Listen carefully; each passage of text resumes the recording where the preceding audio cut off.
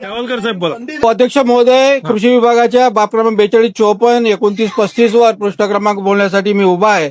अध्यक्ष महोदय, शेतकऱ्यांच्या शेतीपंपाच्या थकीत वीज बिलाबद्दल मी या ठिकाणी बोलतो आहे.